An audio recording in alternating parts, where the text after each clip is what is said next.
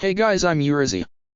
This story is all about what if Naruto married Ino Yamanaka in the future. 16-year-old Ino is stuck in the body of her older self. Now she must embark on the journey of an adult, a wife, and a mother while deep down she's still just a child herself. What does the future have in store for her? Before we proceed with the story, please like and subscribe to this channel if you liked the video, and don't forget to check the description for the other works of the author if you liked the story. Let's start. Chapter 23, Calm Before the Storm. The sun had just crept from its resting place, casting a bright glaze over Konoha. Ino was lying in bed, her eyes wide open. Everyone was still asleep, but she couldn't sleep any longer. Her mind raced and her heart was heavy with trouble. "Don't let everything bother you," Naruto's voice suddenly said from behind her. Ino nearly jumped out of her skin. She had not known that he was awake. She felt him move behind her, and not wanting him to stare at her backside, she turned to face him. His blue eyes were glazed and he seemed to still be half asleep. It was cute, in its own little way. "I can't help it," Ino muttered, "everything is just messed up." "I know," was Naruto's reply. "Does it bother you?" "What? Sharing a bed with me?" Naruto snorted and closed his eyes. "No. But I'm not your Ino," Ino stated, "I'm just in her body." "Why doesn't it bother you?" Naruto sighed and opened his eyes again. "And you kissed me, so we're both guilty, aren't we?" A blush crept to Ino's cheeks. She hadn't meant to kiss him, it was a spur-of-the-moment thing. Naruto smirked and dropped her arm over her waist. "Might as well go with it, we're both going to hell anyway." "Are you trying to be funny?" Ino asked. "Is it working?" "Kind of." Naruto's smirk widened. Ino sighed and moved closer to him. She had to admit, he probably had a point. To hell with it, she liked him and she was going to enjoy him while she could. After all, there still was no guarantee that things would go back to normal. What if she had to stay his wife for the rest of her life? "Where do the kids go while we're at the summit?" Ino changed the subject. "They stay with mother and father, usually," Naruto replied. "Hinata attends the summit herself, Sasuke is my guard, and Karen can't look after 6 kids by herself." Ino mumbled in response, "What about Hinata's kids, then?" "They have a grandfather, you know." Ino rolled her eyes, but a smile formed on her face. She had to admit, she found it endearing when Naruto called her parents mother and father. It meant they were there for him, that he wasn't alone anymore. Being an orphan must be tough. Ino could not fathom it. Feeling bold, Ino snuggled against him, enjoying the feel of his warm skin against hers. Naruto did not seem to mind. "Tell me something about your Ino," Ino suddenly piped up after a short silence. "Like what?" Naruto asked. "Anything." Naruto was quiet for several seconds, probably thinking of something good to share. "She has very strongly developed morals. She doesn't take shit from anyone. I used to call her my own little feminist." Ino chuckled. "Has a temper, then?" "Worse than Sakura's," Naruto replied, "but don't tell her I said that." Ino chuckled again, but she did not forget to lament silently for her friend's passing. Having no Sakura in this dimension was strange. "Now your turn," Naruto pointed out. "Huh. Tell me something about your Naruto. But not something obvious." "Not much to say," Ino admitted, "I wasn't really close with him. But I was happy to see him again after he returned from training." "Did you train with Jiraiya?" "Unfortunately," Naruto grumbled. Ino laughed. "It's only recently that I started to notice that he's not that bad looking," Ino continued. Naruto snorted and tightened his grip on her waist. "Darlin'," he whispered huskily, "we're the epitome of sexy. When did you get so full of yourself?" "I've always been like this," Naruto pointed out innocently. "As if," Ino laughed as she playfully hit his bare chest. Naruto chuckled and buried his nose in her hair. Ino felt her heartbeat speed up a notch. "Things are changing, aren't they?" Ino suddenly asked. Was the mumbled response she received. Ino sighed and closed her eyes, enjoying the last few moments of the morning, burying the guilt of sharing a bed with another's husband deep within her consciousness. Gaara had a very keen eye, his sister had pointed it out to him quite a while ago. Gaara saw things others didn't, and that's what made him successful. However, Gaara knew that his gift to see didn't come to him on its own. No, he learned it from someone. Someone he cared for more than anything, except maybe not as much as he loved his family. Uzumaki Naruto taught him how to see. Ever since the blonde had defeated him, Gaara saw the world in a different light. It was like his eyes opened for the first time. And now Gaara could see the storm coming. Not sleeping again. A voice interrupted his thoughts. Gaara turned his attention away from the sunrise and turned to face the door that led to the balcony instead. Hinata was watching him with a worried expression, her arms wrapped protectively around her swollen belly. "You know I won't ever truly fully recover," Gaara replied. Hinata nodded. She knew that her husband would never be able to sleep like a normal person, but that didn't mean she could still hope. With a small smile, she approached her husband and leaned against him, her lavender eyes focused on the sunrise. "You can feel something, can't you?" Hinata asked. "Yes," was the response, "something is coming. Something big." Hinata closed her eyes and inhaled deeply. Gaara lifted his arm and wrapped it around her shoulders when she shivered. "Madoka," she suddenly whispered, the wind carrying the name with it. Gaara looked down at his wife in confusion. "I want to name her Madoka," Hinata continued, "if she's a girl." A small smile tugged at Gaara's lips. Hinata knew that his silence was his approval of the name. However, she also knew his silence was an end for worry. The annual Kage summit was just around the corner, and he didn't want her to travel the distance so far into her pregnancy. But Hinata knew she couldn't just stay. Gaara felt a storm brewing, which meant trouble, and she was not going to allow trouble to rip them apart. "I love you," Hinata whispered. Once again, Gaara did not reply, but she knew he loved her too. "Kakashi and Shizune are coming over for dinner tonight," Naruto stated as he pulled on his robe. Ino nodded and handed him his hat. Naruto took it with a grateful smile.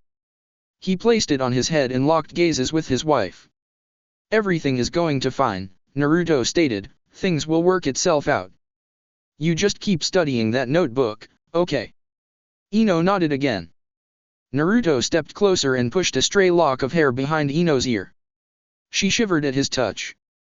"I know we probably shouldn't." Naruto began, but trailed off when Ino placed her finger on his lips.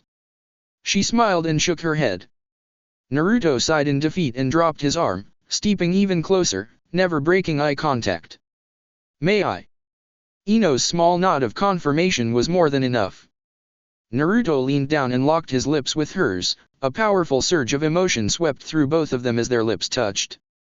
They both knew they were falling into deep, but neither of them cared. The day swept by in a flash. Before Ino knew it, she was preparing dinner for their guests. Of course, neither the guests or Naruto had arrived yet, but she was keen to impress. Minato was drawing with crayons behind her on the floor and Kaguya was outside training. Minato was humming a familiar tune and it touched Ino's heartstrings. She was really settling into her life here, and she wasn't sure if it was a good thing. The doorbell snapped her from her reverie. Leaving the broth for the noodles boiling, Ino wiped her hands on her apron and went to open the door. She knew it would be Kakashi and Shizune. Naruto never knocked or used the doorbell. Ino had to admit, she was nervous. Shizune knew the truth about her, but Kakashi didn't. Although he'd probably easily work it out the minute he saw her. She was also nervous because she had never met Kakashi in this dimension. What was he like? The same? Different? She got her answer when the door opened. Ino had to do everything in her power not to let her jaw drop. Hatake Kakashi was not wearing his mask. In all the years that she had known him, Ino knew that almost no one had ever seen him without his mask, and it was an ongoing mission for Naruto to find out what the man hid beneath the dark cover. She had to admit, she was curious too, but now that she finally witnessed it, she had no idea what to think. Alright, so Hatake Kakashi was breathtakingly handsome, even for someone as old as he was. Why he wore a mask was a mystery. Why hide such a beautiful warm smile and high cheekbones? Ino had to admit, she was speechless. Seems we have surprised her, Shizune broke the silence with a knowing smile. How so? Kakashi asked, an eyebrow raised as he glanced at his wife. Shizune gave him a pointed look. Kakashi's attention returned to Ino and realization dawned on his face. Ah, I see now. Interesting. I'm sorry, what? Ino asked. Kakashi smiled, which was really weird without the mask. I don't need Sharinon to figure out you're different, Ino. Nevertheless, can we come in? Oh, yes, Ino mumbled as she stepped aside. Smells delicious, Shizune commented on their way down the hall to the kitchen. I'm making soba noodles, Ino stated, the sauce is boiling at the moment. Well, part of it. Lovely, Shizune hummed, I haven't had soba in ages. Neither have I, Kakashi agreed, but his attention was not focused on the women anymore. Uncle Kakashi! Minato exclaimed excitedly as he hopped up and ran into the man's arms. Hey kiddo, Kakashi greeted in return as he lifted Minato up into the air, and then to his hip. What are you drawing? Mr. Pakun. Minato grinned, but I think I made his head too big. Oh dear, Kakashi said, a twinkle in his eye.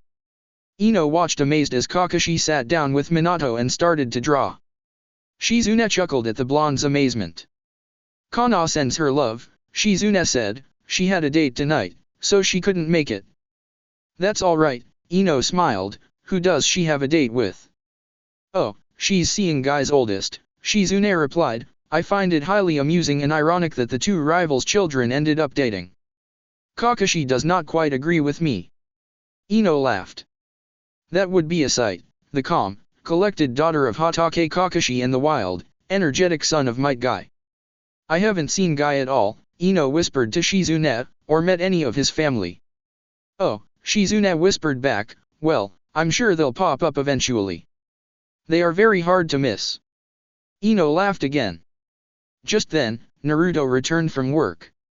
The two men greeted each other with a tough handshake, but Ino did not miss the affectionate teacher-student pat on the back the two exchanged.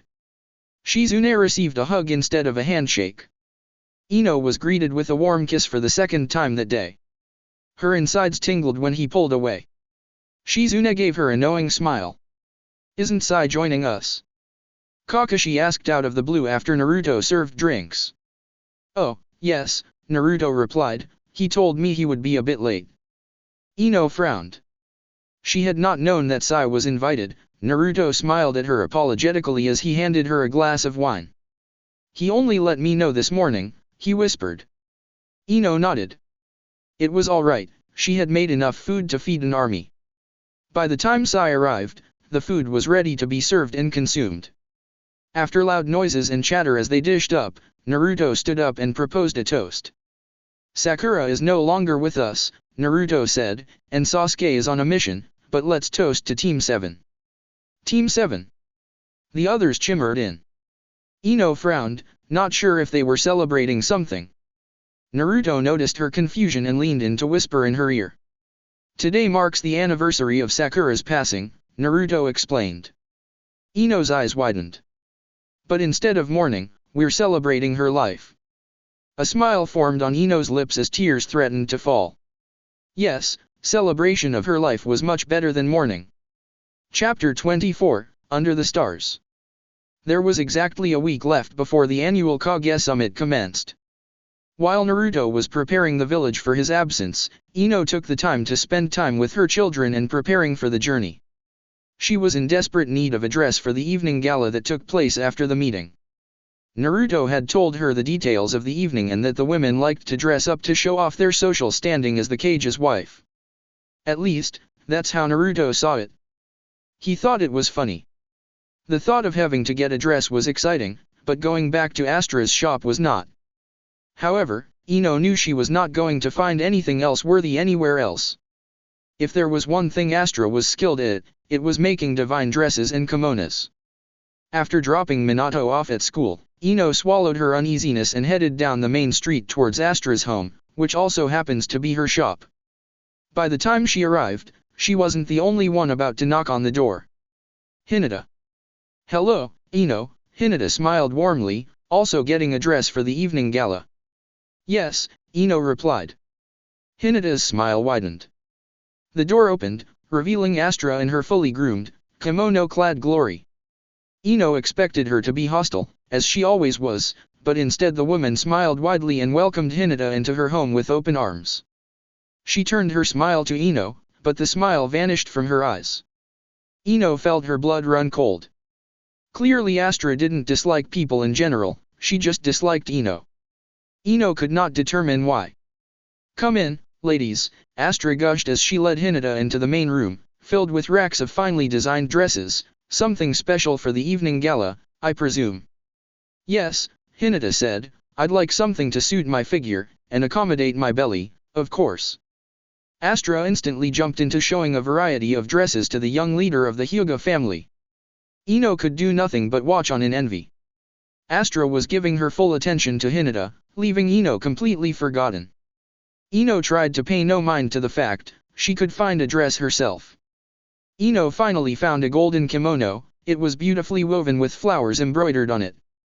The color was perfect, and it oddly reminded Ino of Naruto's hair. Hinata was still being overwhelmed by Astra's suggestions, so Ino took it as her cue to leave the money on the table and leave. She wasn't going to be the third wheel in this situation. As she walked away, though, she couldn't help but feel guilty for leaving Hinata behind all alone with the insane Astra. 37-year-old Ino. Time was passing, albeit slowly, and Ino was becoming restless.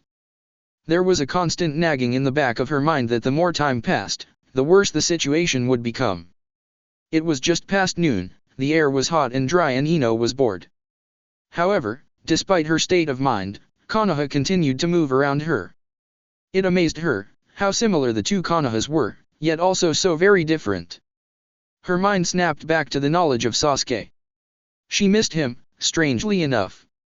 He and Karen were two people she knew she would have been able to trust. Now neither of them are here. Ino. A timid voice shook her from her reverie. Ino turned around, not sure what to expect. Her nerves calmed when she saw the familiar smile that belonged to her closest friend, Hinata. Hinata looked different, that could not be denied, but she was still Hinata. "Hello Hinata," Ino greeted with a grin.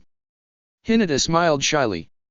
Strangely, Ino suddenly noticed that Hinata was not alone. She was so used to seeing Hinata move around the village by herself, that having a companion was so strange, she missed it. Her breath hitched in her throat, followed by tears threatening to build up in the corner of her eyes. "Hello Neji." The young branch family member was studying her carefully, but he did respond to her greeting. It was strange to see him, Ino had forgotten how much Masahiro resembled his father. It was uncanny. She couldn't wait to go back to her dimension and share the encounter with Hinata. She could already imagine her best friend in tears over the news. Hinata noticed the strange looks her cousin and friend was exchanging and decided to break the awkward silence. "Are you going somewhere particular?" Ino turned her attention back to Hinata. "No, I was just wandering. I'm bored." "No missions?" Neji cut in. Ino shook her head and smiled nervously. Tsunade still refused to give her missions. "Neji and I were going to get something to eat," Hinata stated, "you can join us, if you like." Ino grinned. "Sure, I'd love to." After a satisfying lunch with Hinata and Neji, Ino excused herself and returned to her wandering. She had enjoyed her time with Hinata, but it wasn't quite the same. It was even stranger with Neji being so distant. He was nothing like the Neji she knew. Although that was to be expected. "There you are," a voice cut in her thoughts. Ino rolled her eyes. Was she going to keep running into people today? It was Shikamaru.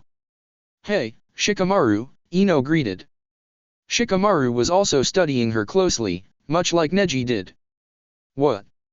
I've noticed lately that you're different," Shikamaru pointed out. Ino swallowed nervously. She had had a feeling that Shikamaru would pick up on it quickly. He always did. "And you only approach me about it now?" Ino asked. "I figured it was none of my business," Shikamaru pointed out, "not to mention troublesome." Ino snorted. Shikamaru hasn't changed in this dimension at all. The door behind Shikamaru opened, and Ino noticed it was the famous barbecue restaurant Asuma always took them to eat. Next time you're paying, Shikamaru, Choji grumbled as he opened a bag of chips. For the second time that day Ino's blood ran cold, but this time the tears didn't just threaten to fall. They were freely flowing down her cheeks, and before she knew it she had thrown herself at her teammate. Choji dropped his bag of chips when her arms wrapped around his neck. He froze and glanced at Shikamaru. What's going on? Shikamaru was watching the scene with a calculating eye. I'm going to assume this version of Ino hasn't seen you in a long time. Huh. Was the only response Choji could come up with. Ino was sobbing uncontrollably into his shoulder and he wasn't sure what to make of the situation. He was nervous, and a blush had already formed on his cheeks. Ino finally pulled away and looked Choji in the eyes. She had had a feeling that perhaps he would also be alive. After meeting Sakura and Neji had risen that hope, but she hadn't clutched onto it. And yet, now here he was, young and as chubby as ever. She had missed him, all of him. Chubbiness included. Sorry, Ino muttered as she wiped the tears from her eyes, Shikamaru is right. I haven't seen you in over 2 decades. Huh. Was Choji's reply, once again. Shikamaru smirked. And so the cat was out of the bag. Shikamaru, Choji, and Ino had decided to situate themselves in the park, in a part which was usually isolated from the norm. Ino had told them her entire story, including how she had traveled from another dimension. They both listened without interrupting. I wasn't supposed to tell anyone, Ino finally said after ending her story, but I guess I can't really hide it that well. So, Choji began, our Ino is, in your dimension in your body. I have reasons to believe so, Ino replied. It explains your odd behavior, Shikamaru put in, but it doesn't explain the pregnancy. Pregnancy? Choji echoed. Ino sighed and rubbed her forehead with the palm of her hand. It's complicated. I once again have reasons to believe that the child is mine, not your Ino's. What makes you say that?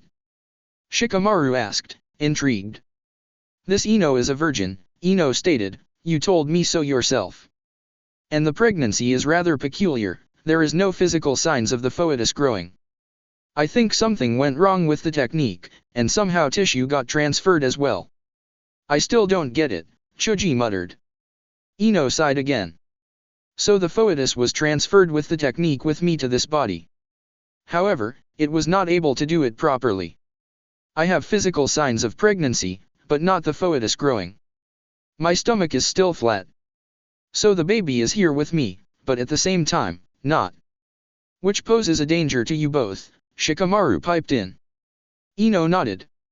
So basically, it can be deduced that the baby is caught between the 2 dimensions. Ino nodded again. You're pregnant. Choji finally clicked. Ino rolled her eyes. Do you think your body would be showing signs of a growing foetus? Shikamaru asked. Possibly, Ino replied, but I wouldn't know. I am yet to find a way to communicate with your Ino. You can do that? Choji asked. I should be able to, Ino said, something similar has happened before. Shikamaru narrowed his eyes. Ino was fidgeting nervously. And then it clicked. You were the one who created the technique. Ino bit her lip and nodded slowly. Well, Shikamaru sighed, guess we're in for a challenge. It was as the sun started to lower over the horizon that Ino decided enough was enough.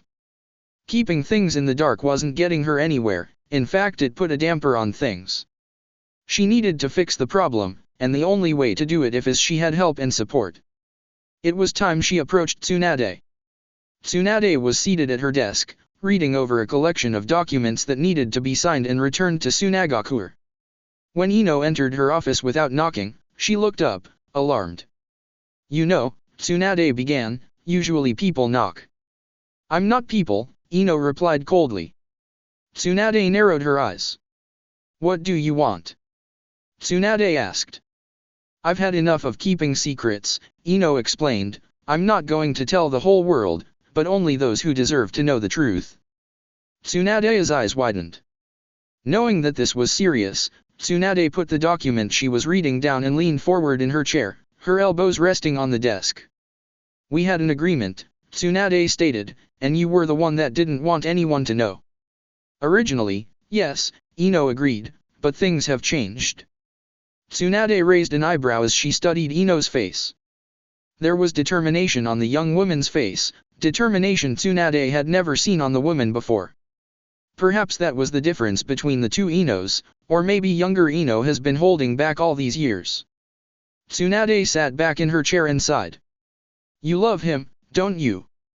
Tsunade asked. Ino frowned. Even though Naruto in this dimension is probably nothing like yours, you love him. Always, was the curt reply. A small smile formed on Tsunade's lips. Fine, you win. Tell them, I don't care. Just remember, if they go running in fear, don't blame me. Ino smirked. Oh, I know. Naruto was surprised when there was a knock on his door. Not many people usually came to visit him. It was probably Sakura with a batch of disgusting soldier pills. Again. So when he opened the door, he was surprised to see Ino. Oh, he mumbled, hi Ino. Ino smiled, but her erratic heartbeat was preventing her from playing it completely cool. She was nervous. She knew Naruto, but she didn't know this one that well. What if he really did go running after she told him the truth? Ino bit her lip, but then Naruto grinned at her as he invited her inside. Just that grin was enough to melt the doubt away. No, Naruto would never run. He was far too loyal and brave. She told him everything. She did not leave out any details, she even told him small things she didn't bother telling Shikamaru and Chuji. And he listened. Sure, he gave her the occasional strange looks, and he did freak out at the beginning, but she had managed to calm him down. Now he was just listening.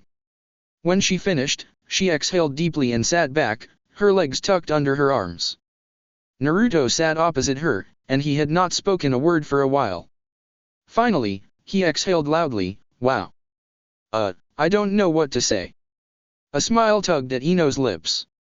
Rendered you speechless? I tend to do that. Really? Naruto asked, intrigued. Oh, yes, Ino smirked, all the time. Though not normally by words. Naruto furrowed his brows in confusion, then he realized what she meant. A blush crept onto his cheeks. Oh. Ino chuckled. So, Naruto started awkwardly, we're, married. Ino hummed, in a different dimension, at least. That's really weird, Naruto exhaled. Ino chuckled again. Naruto, Ino whispered, I didn't tell you to make things awkward, nor do I expect anything from you. I couldn't keep it a secret anymore.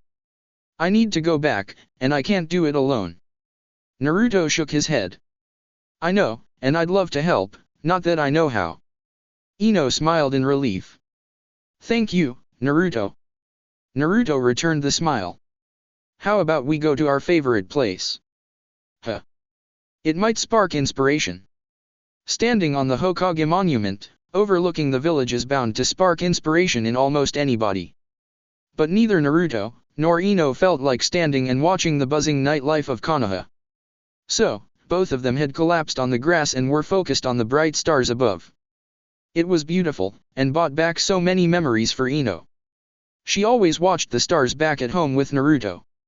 And although the Naruto next to her wasn't hers, the feeling of being complete was still there. Naruto had accepted her and the truth. It was a fact that pleased her to no end. Beautiful, isn't it? Naruto asked. Yeah, Ino agreed, there's one thing that hasn't changed in either dimension. What's that? The stars, Ino whispered, they are still as beautiful. Silence fell over them. However, it was a comfortable silence they both relished. Ino closed her eyes as a warm breeze swept over them. This wasn't her dimension, or her Konoha, but it still felt like home. Yes, she was home. If everything failed, if she could never go back, she could live here. Start again, live a new life. It didn't sound so bad. With a smile tugging on her lips, Ino rolled over to face Naruto. She opened her eyes to watch him. His gaze was still locked on the stars, the light of the moon reflecting in his blue eyes. What's it like? Naruto asked. What? Ino queried. Having Sasuke in Konoha, Naruto whispered, what's it like? Something tugged at Ino at those words. She knew that jealousy was unbecoming, and being jealous of Naruto's best friend was silly, but she had hoped that he would be more interested in her and their family than his friend that has betrayed him in this dimension. Ino shook her head. No, she can't be jealous. That was unfair towards him. Annoying, Ino finally replied, the two of them argue constantly and usually wake me up at the most ungodly hour. Naruto smiled sadly. That sounds like us. Sensing that Naruto was upset, Ino moved closer to him and laced her fingers with his. He was surprised by the action, but did not stop or move his gaze from the stars. Ino closed her eyes again and rested her head on Naruto's shoulder. Neither one of them said another word. 16-year-old Ino. Hyuga Astra took Hinata's money with a warm smile and thanked her for shopping for such a lovely dress again. Hinata merely brushed her thanks off and told her she deserved it. With her smile not fading, Astra led Hinata outside. Do come by again, Lady Hinata, Astra gushed, I always have new arrivals perfect for your complexion. Thank you, Hinata replied, I'll take you up on that. Lady Ino seems to have left us early, Astra mused, such manners. Hinata could sense the tone of dislike in the other's woman's voice, but she decided to ignore it. Ino must have left for a reason, and Hinata was not going to let this small event put a strain on her relationship with her friend. She's a busy woman, Astra, Hinata explained, she is, after all, the First Lady. Indeed, Astra grimaced, her smile still on her face, but her eyes dark. Hinata excused herself and made her way back home. Astra watched her retreating form for several minutes, then she turned around and closed the door behind her. Slowly and silently, Astra moved to the back of her home, where her bedroom was situated. It was the most isolated and private room in the house, and no one except for herself had entered it. Once she entered what she liked to call her den, she closed the door behind her and turned her attention to the large painting that rested above the fireplace. It was her most prized possession, one of the few things she had left of her previous life. It was also the most taken care of item in the room, all the other furniture was old and withered and her bed wasn't made. The wallpaper on the walls was also crumbling, and the fading flowers was obscured by strange scribbles Astra had made over time in black ink. To an outsider, it would appear as gibberish, but she knew exactly what it was. With a heavy sigh, Astra collapsed on the chair opposite the fireplace, her gaze remaining on the painting. It was a family portrait, the only one she had. There were only 3 people in it, 2 beautiful people, happily married, and their young daughter. With another heavy sigh, Astra closed her eyes and willed the tears to go away. She hasn't cried in decades, she was surely not going to cry now. Her eyes opened again, her gaze still on the painting. Father, she whispered, Mother, I don't know what to do anymore. The only response she received was deathly silence. Chapter 25, The Land of Iron. It was just past dawn, and Ino and Naruto were preparing for their departure to the Land of Iron. Kaguya and Minato were already at their grandparents' house, snuggled in their beds there. Naruto and Ino had had the evening to themselves, and spent it in the living room over a glass of wine. They didn't do much, just talk about their respectful lives. Naruto now had a much bigger insight on Ino's life. Is that for the gala? Naruto asked as Ino neatly folded her new kimono to put in her bag. She nodded. It's lovely. Although it will be even lovelier when you wear it. Ino blushed and playfully swatted him. Naruto grinned. Are you nervous? Naruto asked. A little, Ino admitted, I've never been to a Kage summit. What's it like?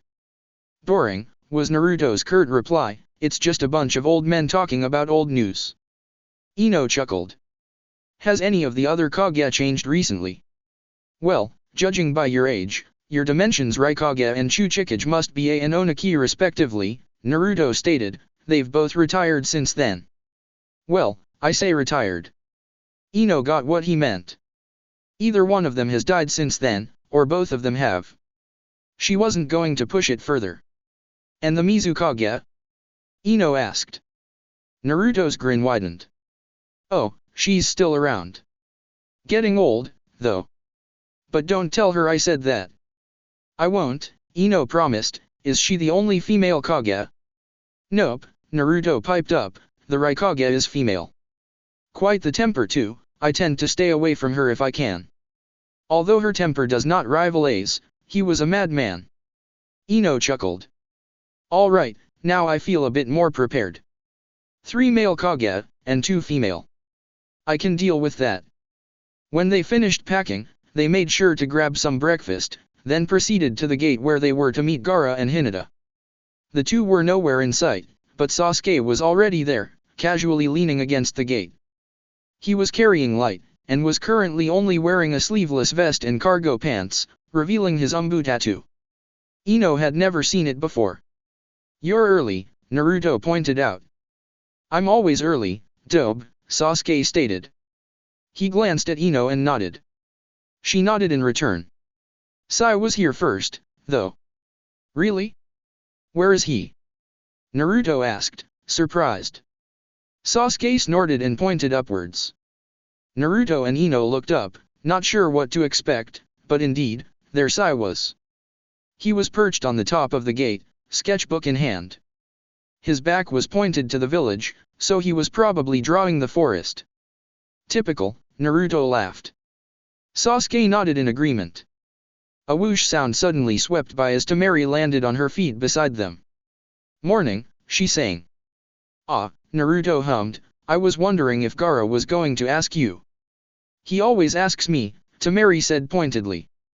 Well, yes, Naruto began, but trailed off. He obviously gave up on his argument. Instead, he switched to another question. Who's the second? Kankuro, of course, Temari said in a tone as if she was expecting it to be obvious, we're meeting him halfway. And who's acting Kage, then? Sasuke piped in. Who do you think? Temari asked, her hands on her hips. Oh, Sasuke, and Naruto said in unison, followed by Sasuke continuing, lovely. I'm sure the council will love having her shouting orders at everyone. Temari snorted. Well, Binako knows how to handle them.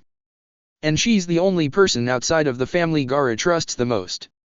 Ino was trying to follow the conversation, but she was very confused. Sasuke must have noticed her confusion. Sorry, Ino, he laughed, you have no idea who we are talking about, do you? No, Ino replied, who's Binako? I certainly have never met her in my dimension.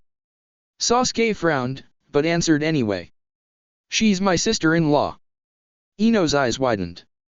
You mean she? She trailed off. She wasn't sure on how to end that sentence. She knew Itachi was probably a sensitive topic, especially since Naruto had told her the brother's history the night before. It wasn't as dark as it was from her dimension, but it was still heavy and heart-wrenching. Married Itachi? Sasuke asked, yes. Maybe you'll be able to meet her sometime. She comes to visit from time to time. And that was the end of the story. Sasuke did not say anything more. Instead, he turned his attention to Gaara and Hinata who had just arrived. Sasuke discussed security measures with Gaara, something he probably already covered with Naruto before. Sai had also joined the conversation, finally jumping down from his spot above. You've never met Binako? Naruto asked Ino. Ino shook her head. Am I supposed to have met her? I guess not everything can be the same in the dimensions, Naruto stated, but I just find it weird that you haven't met her. You do know Gaara, right? Of course, Ino replied, he's not much different, maybe just a bit scarier, but other than that the same. He's even Kage. Naruto hummed, weird. What does Gaara have to do with this? Ino asked. Oh, Naruto chuckled, the two of them are kind of inseparable.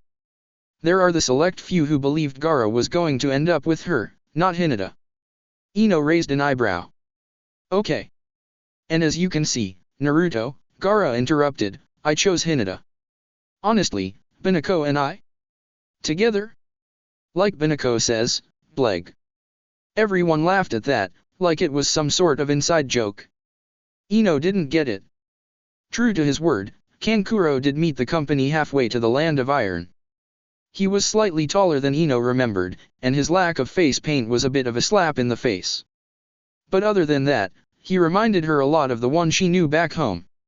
However, it was still weird when he gave his brother a tight hug. Gaara just never seemed like a hug person, but he returned the hug full-heartedly. Kankuro also greeted Hinata warmly, with a kiss on each cheek. He shook hands with the others, but only gave Ino a curt hello. She said hello back. The company continued with their journey, now entering the colder climates. Everyone now had a cloak wrapped around them. They stopped to rest several hours after meeting with Kankuro. They had been traveling for at least 2 days, and had only had short breaks in between. The constant traveling was taking a toll on poor pregnant Hinata. She was the first to sit down when Sai announced they stop. Gaara sat down next to her, worry evident on his face. He handed her some water, which she took gratefully. It appeared as if Gaara wanted to say something, but he kept his mouth shut. Sai was scanning the perimeter, checking if everything was alright. Sasuke had made himself comfortable in a tree. Temari and Kankuro were laughing about something and Naruto had started to gather wood for a fire. Ino decided to help him. When the fire was going, everyone sat down around it and enjoyed the time of silence. Sasuke was the only one who didn't move from his spot in the tree. Hinata pulled together a few things to eat. As Hinata handed Kankuro a cup of soup, Gaara decided to make conversation. "How are affairs in Suna?" Kankuro thanked Hinata for the soup, then locked eyes with his brother. "Fine. Well, everything was fine when I was still running things. Banako knows how to contact you if there is an emergency." Sasuke snorted from where he was perched in the tree, but did not say anything. Kankuro glared at him. "Good," Gaara replied, putting an end to the clear dislike Sasuke and Kankuro shared. Kankuro sighed and turned his attention back to his brother. "She's also asked me to relay the message," Kankuro began, "that's she's planning a trip to Konoha after you return." "That's fine," Gaara nodded. "It will be nice to see her again," Hinata piped in, a smile on her face. Silence fell over the group again. They continued eating in silence, Sai constantly keeping a lookout for any movement in the distance. After 2 hours they decided to continue their journey. The land of iron was, very much like its namesake, barren and slightly boring. Ino had never imagined iron to be able to look beautiful, and the land of iron was not beautiful in winter either. "It looks better in summer," Naruto explained. Ino took his word for it. They didn't travel far until they reached a large fortress, which Ino knew had to be the meeting place. They were not the only ones arriving. A middle-aged woman was coming from the opposite direction. Her auburn hair was graying at an alarming rate, but her figure was still slim and healthy, dressed in a blue dress with high-heeled sandals. Despite her age, she was very attractive. Tucked under her arm was the famous Kage hat, colored blue and with the kanji for water on it. "Mei," Gaara greeted her first. Young Kaze Kage, Mei returned the greeting, still handsome, as always. Gaara did not budge at her obvious flirtatious attitude. Mei's attention turned to Naruto. "Young Hokage, good to see you again." "Likewise," Naruto grinned. Mei also had 2 guards, both young men Ino obviously didn't recognize. Mei didn't greet any of the others, for they were interrupted by the arrival of another. It was a company of 4, and all of them landed graciously on their feet in the snow. In the middle stood a rather skinny man with a long black beard and matching black hair and beady eyes. He didn't seem much older than Naruto or Gaara, but Ino couldn't be sure. He was dressed in a brown flak jacket, with matching brown cargo pants, sweater, and sandals. On his head was the brown hat for the Uchiha. His 2 guards were also young, one a woman and the other a man. The woman who stood just to his right, was clearly not a guard judging by her state of dress. Ino assumed she was the Uchiha's wife. "Naruto," the Uchiha greeted them, "I did receive your letter, just have not had the time to respond." "Ah, good," Naruto replied, "I did send it a bit on short notice, didn't I?" "Indeed," the Uchiha agreed. His gaze turned to Ino. "Lovely to see you, Lady Ino." "You too," Ino smiled. "Still not married, Mei?" The Uchiha turned his attention to the Mizukage. She narrowed her eyes at him dangerously, which made him laugh. "I'm only pulling your leg." "Yes," Mei grunted, you do have a habit of pointing out my love life to me, or lack thereof. Where's Ame? No idea, the Chuchikage replied, she'll show up eventually. We all know what she's like, easily distracted. No, I am not. A high-pitched voice echoed loudly. Another group had arrived, led by the Raikage herself. Out of all the Kage, she was the one that stood out the most. She was dark-skinned, short, and plump, with blonde hair in a bun on top of her head. Her extreme voice did not suit her figure at all. Ame, the Chuchikage grinned, how lovely for you to join us. Didn't get distracted along the way again, did you? Excellent. Ame stomped over to the Chuchikage, her weight causing the snow under her feet to jump up around her. Ino grasped Naruto's hand. He had warned about the Raikage's temper. As Ame continued to bite the Chuchikage's head off, her voice sounding like a swarm of angry bees, the other Kage headed inside to the warmth, where the current general of the samurai was waiting for them. 37-year-old Ino. Ino groaned and rubbed her temples. Her head was aching violently to the point where it felt like her brain was going to burst out of her skull. She had somehow managed to pull off a minor transfer using 5 dimensions to heaven in order to communicate with the other side, but she hadn't ended up in Ino's head. Although the technique had been a success, it left her feeling drained and as if her head was going to split open. And it didn't even last 5 minutes. Clearly it was much taxing and dangerous to use than she thought. At least she knew Naruto on the other side was aware of what was going on. He had remembered. The thought brought a smile to her face. After her first run-in with the technique's unique side effects, she had nearly died. It was not something she could easily forget. It had been a tough time in their lives, and Naruto had locked the memories of it all far away. He didn't want to remember his wife's near-death experience. He never spoke of it, and he never thought of it. Luckily, it had resurfaced when they needed it. If Naruto knew on the other side, and both sides were trying to find a solution, it could go so much faster.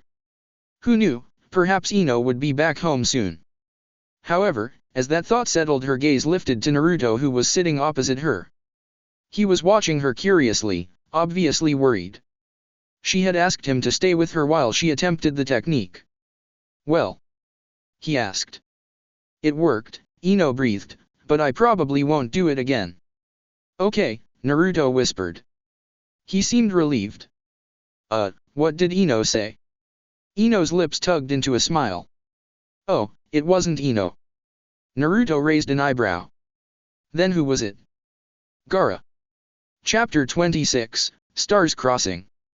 Several loud voices echoed around him. With his vision blurred, Gaara had to admit he felt slightly overwhelmed by the loud noise, as well as the strange surroundings he could not recognize. And just as the voices began, they died away, leaving Gaara alone in the eerie white room.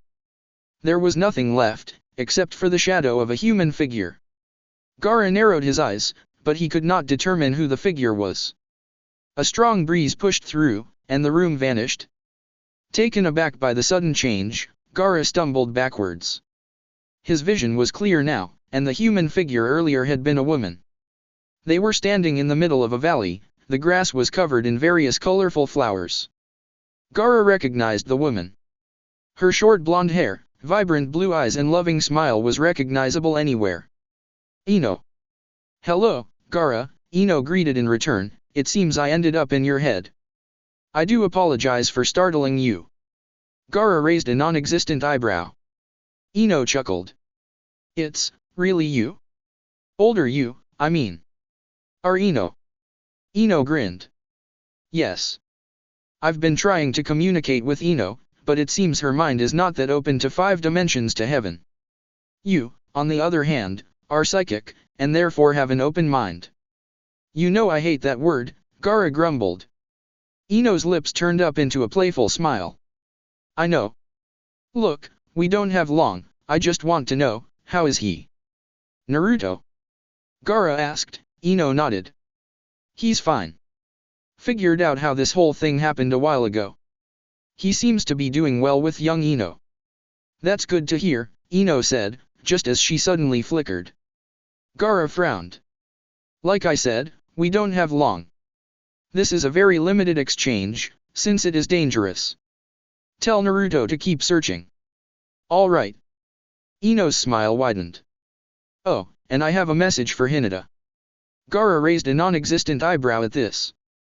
Just as Ino's figure faded, her whisper echoed with the wind, I met Neji. He hasn't changed one bit. At least not physically. Gaara's eyes opened. He had actually managed to sleep for a change. Knowing that he won't be able to fall asleep again, Gaara glanced out the window. Judging from the darkness, he had probably slept for 2 hours. Pathetic in normal standards, but a big step for him. Gaara. Hinata's voice mumbled from behind him. Her breath tickled his back, and not wanting to leave her side yet, he turned around and pulled her against him. A vision. Something like that, Gaara replied, Ino came to visit me. What? Our Ino has found a way to communicate, Gaara explained, I have no idea how she did it, but she was able to speak with me for a few minutes. Hinata buried her face in Gaara's chest, her hand gripped his arm tightly. He allowed her to cling to him, he knew how she felt. She wished that she could have shared the vision with him. It's always been like that, ever since he told her that he saw things others didn't. What did she say? Hinata finally asked. She just wanted to know how Naruto was doing, Gaara stated, and she told us to keep searching for the answer to reverse this. Is that all? Gaara's grip on his wife tightened. She wanted to know if Ino had asked about her. Of course she did, the two of them were very close. But Gaara didn't know how to bring the topic up. Ino's message for Hinata was a very delicate topic. But he also knew he couldn't keep it a secret. She met Neji, Gaara whispered. Hinata froze. She says he hasn't changed. At least not physically. Hinata did not say a word, but he could feel her shaking in his arms. Gaara sighed and buried his nose in her hair. I'm sorry, he whispered soothingly. No, Hinata sobbed, don't apologize. I'm crying tears of joy. Neji is alive out there somewhere for another Hinata. That's more than enough. Gaara could not agree more. While the 5 Kage and the general of the samurai gathered for the annual meeting the next morning, Ino and Hinata spent the time outside in the snow. Hinata was wrapped up warmly and had situated herself on a dry old log, while Ino had collapsed in the snow and created several snow angels. Hinata watched her with a smile. You're still a child in many aspects, aren't you? Hinata asked. Ino stopped moving her arms and legs and stared at the cloudy sky. Is that a bad thing? Not at all, Hinata hummed, I still wish that I didn't have to grow up so fast as I did. They say everyone our age had to grow up due to the war. But I had to grow up long before that. Ino pursed her lips. Hinata had been the first in their age group to become a mother, and thus her childhood was in several aspects robbed from her. 16 was not really a child, but not an adult either. Ino could understand her point of view. As a 16-year-old herself, she couldn't bear to think of being a mother at such an early age. A strange thought suddenly occurred to Ino. Hinata. Were you ever in love with Naruto? Ino asked blatantly. Hinata was silent for several seconds, obviously taken aback, but she eventually giggled. When I was young, yes. When did it change? Probably when I found out I was pregnant with Masahiro, Hinata stated. Ino nodded slowly, then closed her eyes. Several thoughts passed through her head. Some were happy, especially if it involved the new relationships she had formed, and others were strange and fleeting. She also worried about older Ino, how was she doing? And then the image of Hyuga Astra flashed through her mind and she scowled. Ino. Hinata's voice snapped her from her reverie. Ino turned to glance at her friend. Hinata looked worried. Are you alright? You're pulling a strange face. Does Astra hate me? Ino asked. Hinata frowned. What makes you ask that? She treats me like dirt, Ino stated with a sigh, but treats you like royalty. Hinata laughed nervously. I've never noticed. Do you wish me to speak with her? As the head of her clan I can. Ino cut Hinata off. Don't worry about it. It's probably just my imagination. Hinata bit her lip, but she did not bring it up again. However, that didn't stop her from thinking. She had to admit, she had noticed Astra's strange behavior, not necessarily towards Ino, but in general. And then, of course, was also the fact that the woman's history was very vague. Hinata knew almost nothing about her, and Hinata had made her life job to know her clan. Snow started falling from the heavens, distracting Hinata from her thoughts as she enjoyed the small flakes that kissed her skin. She would worry about it another day. "We'll take a half-hour break," the general of the samurai announced. Ame was first to leave her seat, her heavy weight causing the floor to creak. She stormed out of the room before anyone else had even been able to comprehend that they had a break. Always in a rush, the Chuchikage laughed. Mei glared at him dangerously. "And you always have an opinion on everything, Takeshi," Mei growled. "Takeshi," the Chuchikage turned to face Mei. He was smiling wickedly, but Mei was unable to continue their argument due to Sai interrupting them. "Mizukage," Sai addressed her formally, "would you mind taking a walk with me?" Mei blinked as she watched the young man before her. He was attractive, very much like the Uchiha, so the thought of a walk with him wasn't sour at all. But she had a strange feeling he wanted to talk business, rather than woo her. He was also much younger than she was. "Of course," Mei hummed as she stood up. One of her guards took her hat and followed after them silently when Mei and Sai left the room. Takeshi watched the party leave with interest, then turned to Naruto. "Planning a secret allegiance with the Mizukage, Hokage?" "No idea what you're talking about," Naruto muttered. "I didn't ask Sai to speak with her at all." Takeshi frowned. "Then what on earth would they speak about?" Naruto shrugged. "I've always thought Sai had the hots for Mei. Maybe he finally got the guts to ask her out." Takeshi threw his head back in laughter. "Now that would be a sight to behold." Gaara interrupted the conversation by placing his hand on Naruto's shoulder. Naruto turned to face him, a brow furrowed. Gaara nodded his head in the direction of the door. Naruto followed him without a word. Once they were outside, Naruto stopped. "What is it?" Naruto asked. Gaara turned to face his best friend. "I had a little call this morning."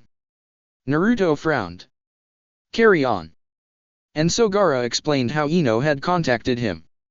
Naruto listened intently, surprise evident on his face, but he was also smiling. When Gaara finished, Naruto looked like he could burst with glee. "That's fantastic!" Naruto exclaimed, "Now we know she's safe. And we know she's working on a solution as well." "Thank you, Gaara. You know I've always liked that head of yours." Gaara rolled his eyes. "I didn't ask for this gift as your wife calls it." Naruto's grin widened. "She only calls you psychic because it annoys you, you know." "I know," Gaara grumbled. Naruto's smile faded a little. "Neji, huh?" he whispered. Gaara nodded. "Is Hinata alright?" Gaara nodded again. Naruto's smile continued to fade, until his expression turned grim. Gaara noticed and frowned. "Naruto?" Naruto sighed and glanced around him. "I don't feel I should bring this up in the meeting, but I trust you and need your help." "What's wrong?" Naruto inhaled deeply and then sighed heavily. "It's Konoha. Something is very wrong, and I don't like it." "What do you mean?" Gaara asked, worry now present on his features. "I've been aware of it for a while, but it's getting worse lately," Naruto said. "Gaara, how much power does your council hold?" "The council?" Gaara asked, stunned. "They are the government, I suppose you could say. They approve laws and other bills, but I am the one to deliver the final verdict. They also act as my guides, but I am the highest authority in the village. The only person above me is the daimyo." "I thought so," Naruto muttered. "I have a problem." "Tell me," Gaara encouraged. "I'll help you as much as I can." There were several hours before the evening gala would commence, and since the Kage were still in their meeting, Ino decided to return to the warm indoors and take a nap. Hinata had agreed with the idea, and they parted to their own separate rooms to rest. Takeshi's wife was sitting in the lounge, reading a book, but she didn't seem keen on making conversation. Ino and Hinata didn't really mind. Ino lay awake for a while, her hands resting on her stomach. She had noticed that it was bigger than before, which meant she was starting to show. How it was possible, she did not know, but nothing made sense about the pregnancy or 5 dimensions to heaven anymore. When sleep did not come, Ino grabbed the notebook she always carried with her and tried to study the notes, hoping to find a clue on how to reverse the technique. As usual, nothing came. Finally, Ino fell asleep, the exhaustion of the long journey finally setting in. However, her sleep was not left undisturbed. Her rest was plagued by dreams. Ino found herself in a large open field, the Konoha training grounds. She could still remember training with her team here. But she was alone this time, seated in the grass. Before her lay a small notebook with several diagrams and scribbles written all over the pages. Her hands were together, in the form she took when she was ready to transfer her mind to another. A strange tingling sensation crept up her spine and then she felt the familiar freedom of her mind leaving her body. And then she hit something like a brick wall and jumped right back. Her eyes shot open as she gasped in pain. It felt like her head was on fire. And then she heard it. A voice. But when she looked around her, she saw nor sensed anything. Pushing it aside, Ino gathered her things to return home. Mother, the same voice echoed again. Ino glanced around her again, but still nothing. The pain in her head suddenly intensified and spread down her neck to her chest. Moaning, Ino slowly made her way back home, hoping Naruto was there to help her. What Uzumaki Ino did not know, was the start of it all. Chapter 27, Confessions. The annual evening gala had gone off without a hitch. Many leaders from all around the surrounding countries came together in a big melting pot of exploding cultures. Ino had feasted her eyes upon the many finely dressed women that represented even the smallest of countries. It was without a doubt a very successful night. Many of the nations came together to discuss the future of alliances, but there was the occasional glare exchanged between two leaders. Old habits seemed to die hard. The highlight of the evening was when the daimyo of the Land of Wind made an appearance. The daimyo seldom attended these events, so their presence is usually unexpected and comes as a shock. What shocked Ino even more was when she realized the large figure dressed in fine robes was a woman. Female daimyo were unheard of, but her gender did not lessen her power or dim the respect others had for her. The daimyo seemed to be quite familiar with Gaara, well, more intimately than what one would originally believe to be a working relationship between the daimyo and kage of a nation. Tell me, Ino overheard the daimyo say to Gaara, how is that friend of yours coping with the nation's safety on her shoulders? Gaara's lips quirked up into a playful smile, I expect a broken desk when I return. A broken desk? The daimyo asked, confused. From her banging her head on it constantly, Gaara stated. The two leaders of the Land of Wind burst into laughter. Ino could merely watch them, confused. And so the fun ended. After a short night's rest, everyone gathered their things and set in the direction of their home. The group headed for Konoha agreed to meet outside in the morning. Sai and Sasuke were first, as always. Don't you have anything better to do? Naruto asked Sasuke. No, Dub, Sasuke snorted, unlike you, I don't have a wife warming my bed here. A blush crept onto Naruto's cheeks while Ino just smiled nervously. Sasuke winked at her. I got your back, Ino. Thanks, I think, Ino said in return. Good morning, Hinata greeted cheerfully as she approached the group, Gaara right beside her. Naruto, Ino, and Sasuke chorused a good morning in return. Sai was watching them from the distance. He seemed a bit agitated. Temari and Kankuro also arrived and the group was ready to depart.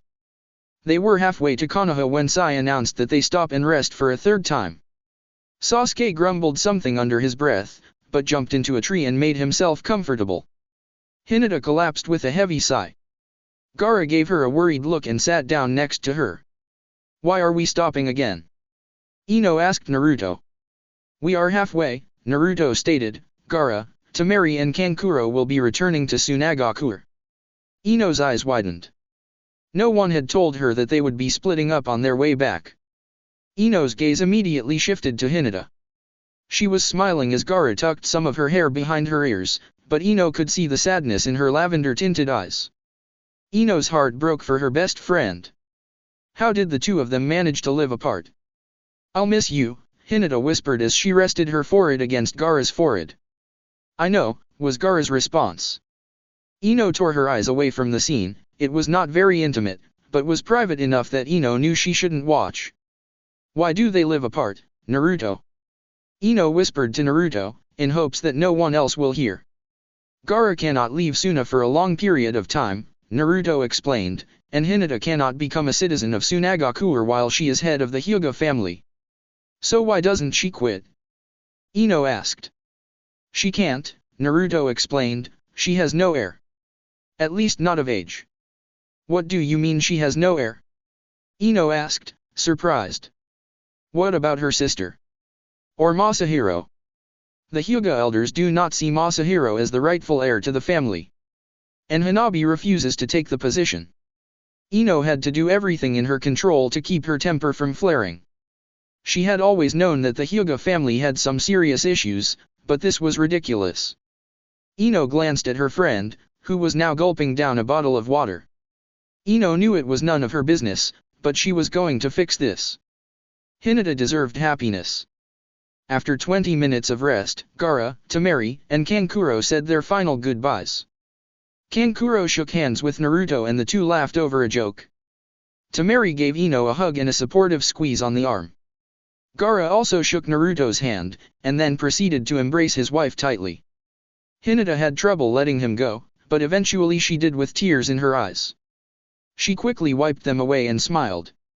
And then the three ninja from Suna disappeared into the trees. By the time they arrived in Konoha, it was already dark. Uchiha was waiting for the group by the gate, a duffel bag over his shoulder. He waved to Naruto, who approached him with a worried expression. Did something happen? Naruto asked. The Chunin shook his head. I have a letter for Lady Ino. Ino frowned, but stepped forward to receive the letter. She noticed a small insignia on the Chunin's vest and realized he was a ninja messenger. She glanced at the letter and her eyes widened. It's from Shizuka. Ino exclaimed, excited. Really? Naruto asked, surprised. Shizuka had never replied to any of his messages, and he was relieved that Ino managed to get through to her. He glanced at the messenger, who looked worried. You're not telling me something, are you? Naruto asked. The Chunin bit his lip and looked down at his feet. Forgive me, Lord Hokage, he mumbled, but I've been keeping this a secret for a very long time. Secret? Naruto asked. The Chunin nodded. I've been serving as your messenger for a long time, sir. But for many years, whenever you give me a letter, the High Council would read it first before it was sent. Sometimes your letters are never sent at all. I've tried to evade them, but they threatened my family. I'm so sorry. Hinata gasped, while Sasuke and Sai glanced at each other. Naruto's hand tightened into a fist while Ino started to put the pieces together. So that's why Shizuka never replied to Naruto's letters. She probably never received them. She glanced back down at the letter in her hand and frowned. So why is it that she received it this time? How did you get this letter past the council? Ino asked. The Chunin sighed. I did not report it to them. I've decided enough is enough. Even letters and scrolls sent with hawks are being watched. Ino turned her attention to Naruto. Naruto, this isn't normal. Why does the council have such power? They don't, Naruto growled, they've been acting without my knowledge. I've been aware of it for a while, but had no proof. That's changed now. Are you calling a meeting, then? Sasuke asked. Naruto nodded. Yes, Naruto stated, it's time we fix this. Sasuke, I expect you to be there. Why? Sasuke asked, surprised, the Uchiha haven't had a seat on the council for years. That's about to change. Hinata, I want you there too. Me? Hinata asked, her eyes wide. There's already a Hyuga representative. I'm firing him, Naruto interrupted, no offense, Hinata. I know you elected him, but I do not trust him. As the head of the family, it is your right and duty to have a say in the way this village is led. Can I interrupt that thought, Naruto? Ino asked. Naruto blinked and turned to face his wife. Ino glanced at Hinata, who looked exhausted. Her gaze softened as she thought back on all the amazing things she had discovered about Hinata since the transfer. The two Hinatas were so different, but so alike at the same time. Ino. Hinata called her name. Ino smiled at her. Rather than Hinata, Ino began, I suggest Masahiro take the seat on the council. Masahiro. Naruto and Hinata exclaimed at the same time. Ino nodded. Hinata already has a lot on her shoulders as the head of the family, Ino exclaimed, and although she doesn't show it, I know she is exhausted from her constant work and being pregnant. Also, she lives separate from her husband, while she technically has an heir that can relieve her of her duties so she can be with him. The elders won't accept Masahiro, Hinata began to explain, but Ino interrupted. That's why he must take the seat. That way, he can prove to the elders that he is capable of leading the clan, Ino finished. That's actually not a bad idea, Sasuke agreed. Sai nodded in agreement as well. Naruto glanced at Hinata, who looked conflicted. Just think about it, Ino sighed, knowing it wasn't something they could accept immediately. But Ino knew that Hinata deserved to spend her life at Gaara's side and Masahiro deserved to not be judged. Well, Sasuke changed the subject, I'm going home. I have a pregnant wife waiting for me. And I better prepare for when my sister-in-law arrives.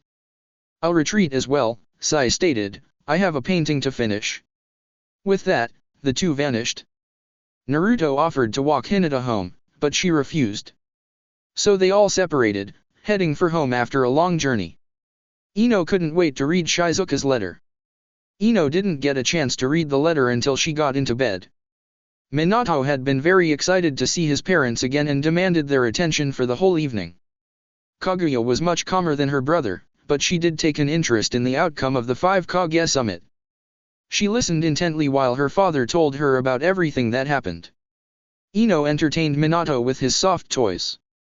After tucking Minato into bed, and saying goodnight to Kaguya who was studying another set of new scrolls from Naruto, Ino finally got to relax and read the letter. Naruto was still in the shower when she opened it. Lady Ino. Thank you for your letter. I have never been good with emotions, but as I read what you have written I let the tears fall for the first time in many years. I am grateful to hear that Jugo is still alive and that he is well. I haven't heard a thing about him for a very long time.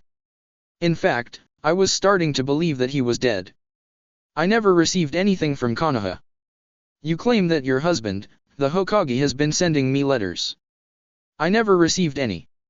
So, is it not that I have been avoiding seeing Jugo? I didn't know I could. I've asked my messengers if letters from the Hokage ever arrived, but they claim that all they ever received was normal reports. I know this is none of my business, but perhaps the problem is at your end.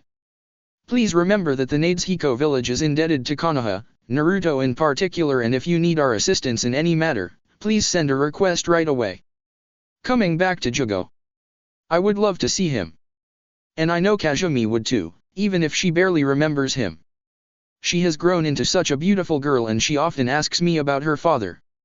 So please, if you still would, can we organize a time we could come visit? Thank you for believing in Jugo. Not many people do. And I am most grateful that you are prepared to fight for his freedom. I think it's time someone did. I know your husband has been trying for years, but more voices are needed to challenge this issue. Know that I am prepared to fight as well. And I am certain that Jugo's friends, Suijutsu, Karin, and Sasuke will fight too. I look forward to meeting you. Shizuka of Nadeshiko. Just as Ino finished the letter, Naruto stepped into the room, a towel wrapped around his waist. Ino glanced at him, blushed and then turned her attention back to the letter. What does Shizuka say? Naruto asked as he dried his hair with another towel. It's just like we expected, Ino sighed, Shizuka never received anything from you. Naruto closed his eyes and bit his lip. Ino remained quiet as he got dressed and climbed into bed. Neither of them said a word as they turned off the lights and lay in silence. Gaara is psychic, did you know? Naruto broke the silence. Psychic? Ino asked, obviously disbelieving. Well, Naruto laughed, we just call it that. He sees things. Sometimes he sees the future, sometimes he sees the past. Sometimes he just senses danger. Ino, My Ino always stated that his mind is very open, which made him an easy target for the mind transfer technique. Ino did not know what to say. She wasn't sure what point Naruto was trying to make. But, Naruto continued, it's his open mind that makes mind transfer dangerous. His mind is so complicated, filled with things we can't comprehend, that once his mind is invaded, the invader gets kicked out. In fact, Gaara has put Inoichi in hospital and he didn't do anything. All Inoichi did was cast the technique. What are you trying to say, Naruto? Ino asked, surprised that her father had been defeated so easily. Naruto sighed. Gaara came to me during the summit. Apparently Ino has contacted him. Ino sat up, shocked. Really? She found a way to communicate. Yes, but it is limited and dangerous. She was originally planning to contact you, but apparently your mind is shut off. Ino frowned. What does that mean? I don't know, Naruto shrugged, but she was able to get to Gaara. She says she knows it was 5 dimensions to heaven and we must continue to find a solution. She'll probably do the same. Ino lay back down. So she's safe. She's in my body, isn't she? Yes. You must be relieved. Naruto noticed the sadness in Ino's voice. He turned to face her, even though he couldn't see her very well in the dark. He reached out to take her hand and squeezed it tightly. Ino blinked and turned her head to look at him. Naruto. Don't get me wrong, Ino, Naruto whispered, I am relieved, but that doesn't mean I don't care about you. Ino smiled weakly. But you can never love me the way you love her, right?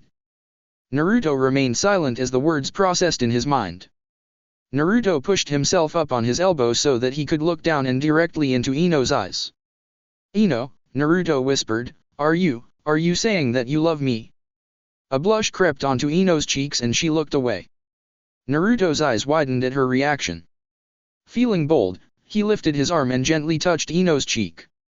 Her skin was warm under his fingers and he had to do everything in his power not to lose control. He missed close contact with her, but he knew this was wrong. That thought continued to surge through his head as he leaned down and brushed his lips against hers. Ino stiffened, but Naruto had already pulled away and rested his head on her chest, just between the valley of her breasts. Ino's blush intensified. I would be lying if I said I don't love you, Naruto whispered as he closed his eyes. Naruto. Sheesh, Naruto hushed her, we'll let the guilt eat us away later. Ino nodded slowly, her heartbeat increasing. Naruto wasn't moving. Was he intending to fall asleep on her? Naruto squeezed her hand again, hoping to calm her nerves. Ino sighed and closed her eyes as she nervously wrapped her arms around him. Yes, the guilt could come later. And she knew that if she ever went back, she'd never look at 16-year-old Naruto the same way again. The sun was just rising above the horizon, signaling the beginning of another day. Several people were already awake in Konoha, preparing for work or already stationed around several areas of the village, keeping watch. Hatake Kakashi was one of the ninja on duty that morning. He had been assigned to watch the front gate, even though it was usually a Chunin's job. Naruto had not given him details, but something was wrong and he only trusted Kakashi to watch the gate. Traffic this early in the morning was slow, so Kakashi didn't expect anyone to arrive on his shift.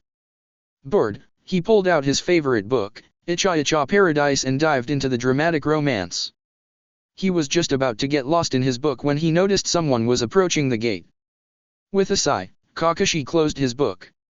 Naruto had also requested that Kakashi properly check everyone who entered the village. Kakashi had his suspicions, but he decided not to bring it up with Naruto. He knew Naruto could solve the problem himself. He had truly grown into a powerful Hokage. The fourth would have been proud. So, you're on duty this time, Kakashi? A voice asked. Kakashi looked up and was surprised by what he saw. It hadn't been one person approaching the gates, but two. A young man with onyx eyes and black hair was standing across from him, his hands on his hips. Behind him, stood his mother, a woman in her late 40s with brown hair and crimson eyes. Anatsuma, Kakashi greeted the young man, then he glanced at the woman, and Binako. I was not aware you would be visiting. Didn't Sasuke tell you? Natsume asked, confused. No, Kakashi replied. He glanced at Binako, who seemed to be distracted. Natsume noticed as well and turned his attention back to his mother. Is something wrong? Natsume asked. Kakashi, Binako ignored her son's query, has something happened here I am not aware of? Like what? Kakashi asked, confused. Uzumaki Ino, her chakra is disrupted, Binako stated. Kakashi's eyes widened. How did you? Kakashi asked, but he cut himself off. Of course, he was talking to Uchiha Binako. She was a skilled sensor and she could easily identify someone by their chakra if she knew them. After all, it was the only way she could identify someone. Also, Binako continued, there's a strange chakra in the shopping district. Strange how? Kakashi asked. Now he knew why Naruto assigned him to the gate this morning. Naruto knew Binako would be arriving and with all the strange things happening in Konoha, Binako was one of the perfect people to sniff things out. Kakashi had no doubt that Karen was doing the same. Binako narrowed her eyes in concentration. I can't place my finger on it, but there is something off about it. I'll have to investigate it closer. Natsume glanced between his mother and Kakashi and sighed. Things never changed. Well, Kakashi changed the subject, welcome to Konoha, again. Make sure to sign in with Naruto. We will. Natsume grinned, then he turned to his mother. Let's go. Binako nodded and followed her son further into the village. Kakashi watched amazed as Binako walked on her own, effectively avoiding trees and other objects. Even now, he couldn't believe she was blind. And then she walked into a stone bench. Kakashi had to do everything in his power not to laugh. Binako was cursing loudly at the bench, while Natsume tried to pull her away before she caused a scene. Finally, Natsume managed to pull his mother away and Kakashi was alone again. He chuckled to himself. Binako was more cheerful than he remembered. That was a good sign. He had a good feeling about the future from here on. Now Naruto just had to put the High Council in its place. Chapter 28, Doomsday.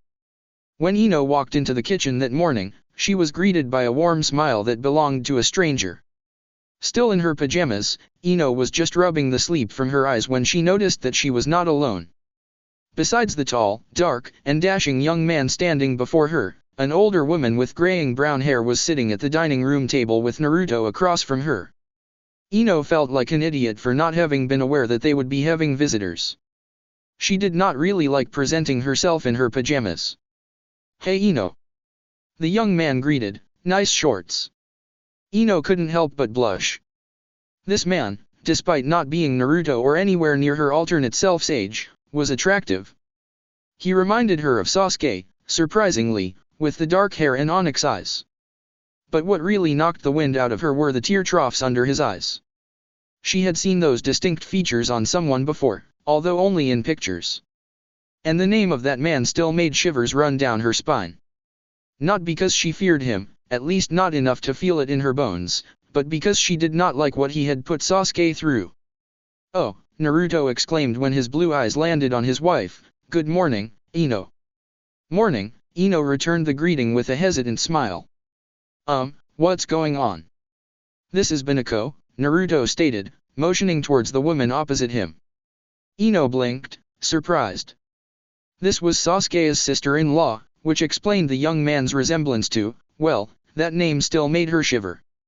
Oh, Ino hummed, surprised that Naruto was introducing her as if she didn't know the woman.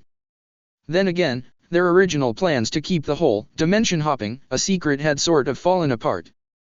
A lot of people knew, and so far things seemed to be okay. And that's Natsume, Naruto continued as he gestured to the man. Natsume grinned and waved. Ino grimaced and returned the wave. Naruto, Binako interrupted the introductions, I need you to pass this on to Karen. I am in no condition to run around chasing danger.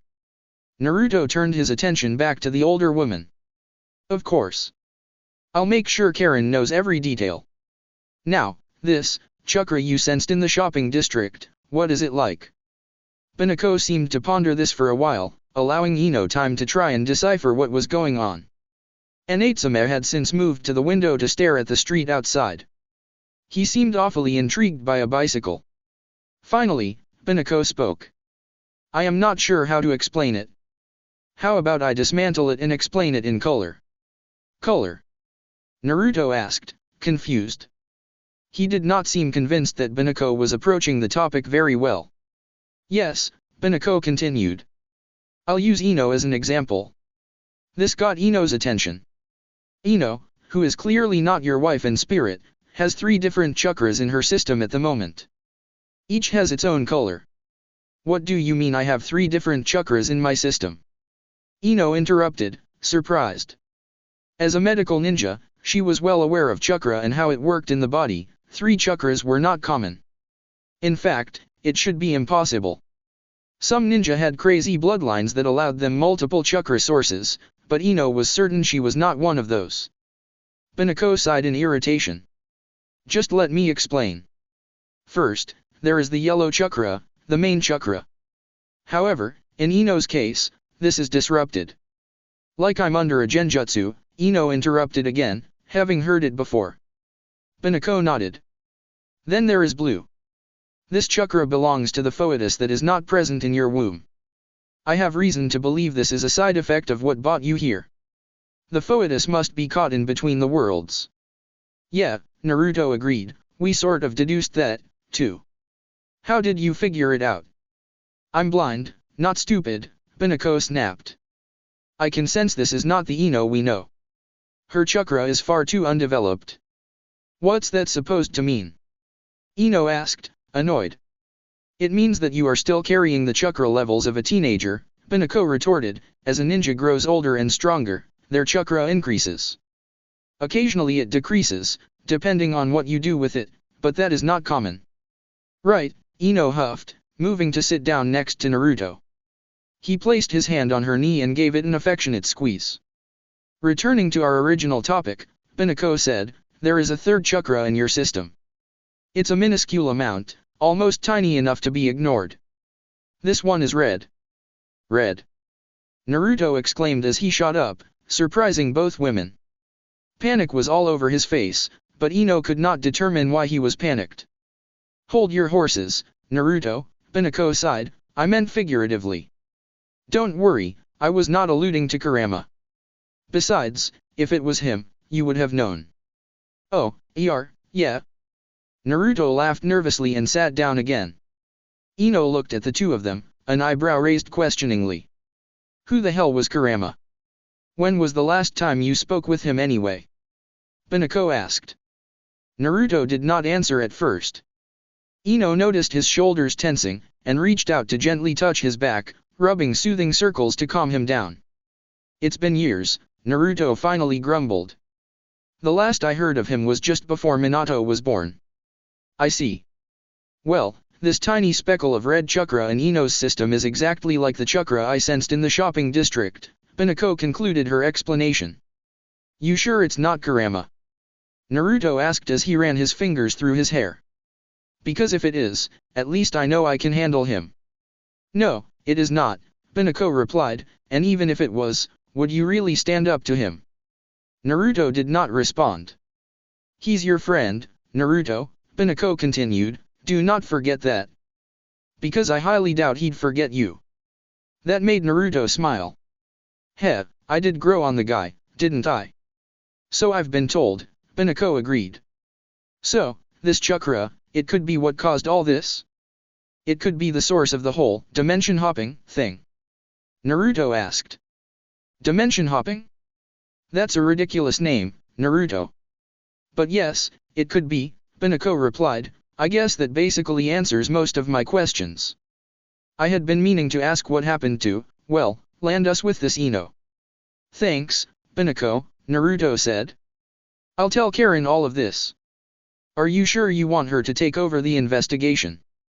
I'm old, blind, and retired. I've not been a kunoichi for several years. I am not strong enough to be wandering into potentially dangerous situations, Binako hummed. Besides, I'm only here for a few days to spoil my young niece. Ah yes, Mikoto, Naruto grinned.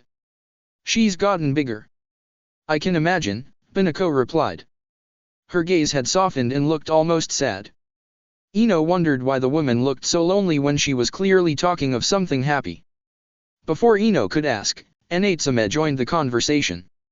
Yo, Mom, could I hang here with Kaguya for a while? Natsume asked. Don't yo mom me, young man, Binako scolded sternly, and why are you even asking? You're turning 22 soon, I think that's old enough to make your own decisions. Okay, maybe I was more asking permission from Naruto and Ino, Natsume muttered as he rubbed the back of his head. Kaguya would love to see you again, Naruto said. She's upstairs studying some scrolls I gave her. Be sure to knock, or she'll have your head. Thanks, Naruto. Natsume grinned as he skipped to the stairs. Ino watched, amazed. He was awfully cheery for an Uchiha. Not to mention a fully grown Uchiha. Silence enveloped the room until Binako stood up, her chair loudly screeching along the floorboards. Naruto stood up as well, preparing to follow her. I think I'll take a walk, Binako stated. Why don't you join me, Ino? Sure, Ino muttered, wondering why the woman would want to take a walk with her. Just let me get dressed. You have never met me before, Binako boldly pointed out once they had reached a nearby park. The walk up until then had been rather awkward and quiet, neither of the women had said a word. Ino had, however, received the occasional greeting from villagers, all of who obviously knew who she was, at least in this dimension. It was strange as being recognized as the Hokage's wife. Did that make her the first lady? No, Ino replied, not sure where Binako was going with this. In fact, Binako continued as they walked down the path into the park, you never even knew I existed. No, Ino replied again, Sasuke never mentioned you, and there are no files that record Uchiha Itachi getting married. Whoever said we were married? Binako asked, a smile tugging at her lips. You're still wearing your ring, Ino pointed out. Binako's smile faded as her fingers subconsciously reached out and touched her ring. Indeed I am, Binako whispered. I don't even notice putting it on anymore. That's how automatic it has become. Really? Because judging by your age, you wouldn't have been married long before he, died. Binako finished the sentence for her. No, you're quite right, but also wrong. We were 13 when we married. What? Ino asked, surprised. It's a long story, Binako stated, marriages at young ages are less common now, but back then it was not considered strange at all. Our marriage was one of convenience for the High Council. You see, Konoha's elders and the council are tainted. They are drunk with power and they will do anything to keep that power. That includes marrying off children to combine bloodlines. So you were forced to marry him? Ino asked, her disgust directed at the council increasing. She knew the High Council was tainted, they had already caused plenty of trouble, but now this too? Well, yes, and no. I did not like that they were using me to get my genes into the Uchiha bloodline. But I agreed to marry him because I cared about him. I knew that the council was going to marry me off someday, even if I said no, but with Itachi, I knew he would care for and respect me. After all, he was my best friend. Why were you so important? Ino asked bluntly. She nearly kicked herself for sounding so rude, but Binako merely chuckled. You really don't know me, eh? Before I was married, my name was Senju Binako. Ino stopped walking. Binako halted a few steps ahead of her and turned around. Senju? As in Tsunade? As in the first Hokage? Ino asked, flabbergasted. Yes, Binako hummed, Tsunade and I are cousins. My grandfather was Senju Tobirama. What? The second Hokage had kids. Just one, Binako replied, a son. My father eventually married my mother and had me. Oh. But none of that is really important, Binako changed the subject. Think about it, Ino. You have never heard of me. I am a Senju, one of the few who still remain. If you have never heard of me, what does that mean? Binako started walking again. Ino had to run to catch up to her. Ino was confused, she had no idea what the woman was trying to explain. What are you trying to say? Ino asked. That because I have never heard or read of you, it means you don't exist where I come from. That small smile returned to Binako's lips. You are still intelligent, much like your other self. Ino stopped walking again, her legs frozen. Could it be true? Could it be that Binako did not exist in her dimension? Was that even possible? Shouldn't there always be a copy of a person in other dimension, dead or alive? And if Binako was right, if there was a chance that some people didn't exist, who else out there was like that? And what kind of threat would this pose? Would it change anything? I don't know what to say, Ino finally muttered. Then don't say anything, Binako replied, just think about it. My grandfather was Hokage, my great-uncle and second cousin also both Hokage. I am a Senju who married an Uchiha, despite the rivalry. I married a criminal, one of the biggest Konoha has ever seen. Do you not think I would have showed up somewhere by now? The only answer I can find is that I do not exist in your dimension. I was never born. And I'm sure there are others just like me. Ino's eyes widened. Binako had a point.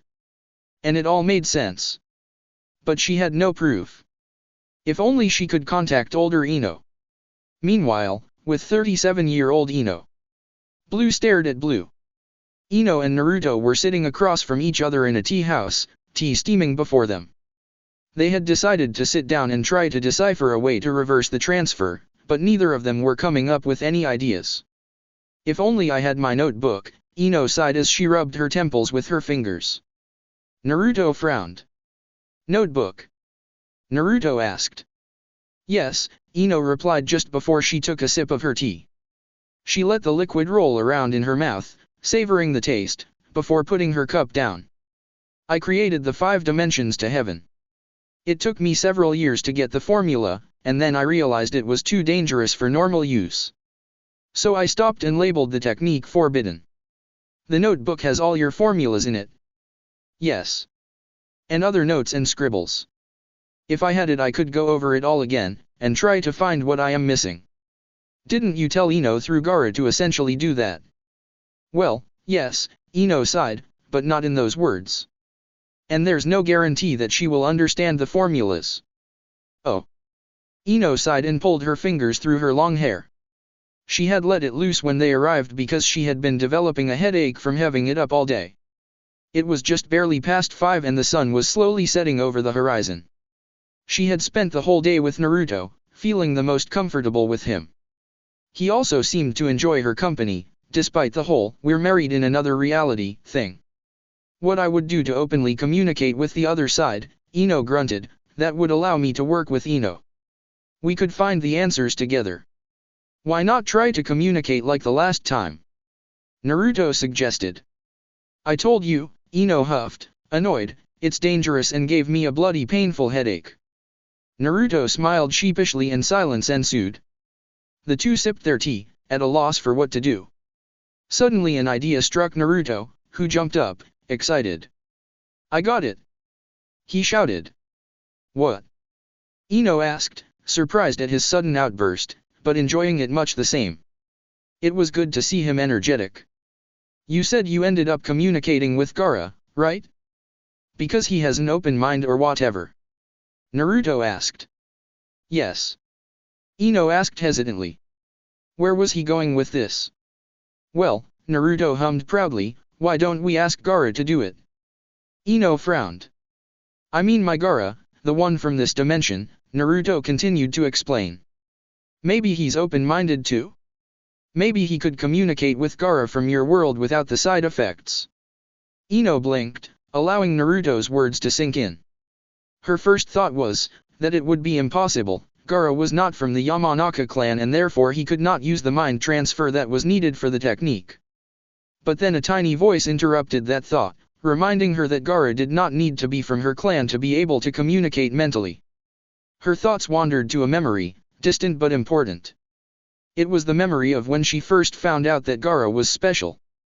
Ino hated the desert. It was hot, dry, and ruined her skin. She could not wait to complete the mission and return to Konoha where there was more humidity to allow her skin some moisture. She also couldn't wait to take a bath.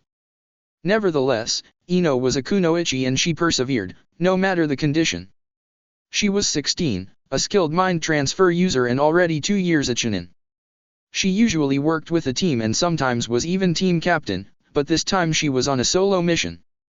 It was simple enough, all she had to do was deliver a scroll to Tsunade. Tsunade had told her that there were no obvious threats, since the scroll was old and didn't carry very valuable or dangerous information. However, the scroll did have some information that was needed badly in Tsunade. The most dangerous things Ino could encounter on the mission were stray bandits looking for trouble and the intense heat of the desert. Ino doubted there was going to be a problem. She arrived in Tsunade after traveling for 3 days. Ino was lucky enough to evade any sandstorms, which picked up just after she arrived. She silently thanked the gods for that. Sandstorms were treacherous for the skin. Ino was immediately escorted to the Kazekage's office. Now, she knew who the Kazekage was. After all, he had been Kazekage almost as long as she'd been a Chunin, but she hadn't actually seen him since the rescue mission when they were 13. The thought of meeting him again was a little daunting. The guard that escorted her from the village gate took her all the way to the Kazekage's office's door. He even knocked.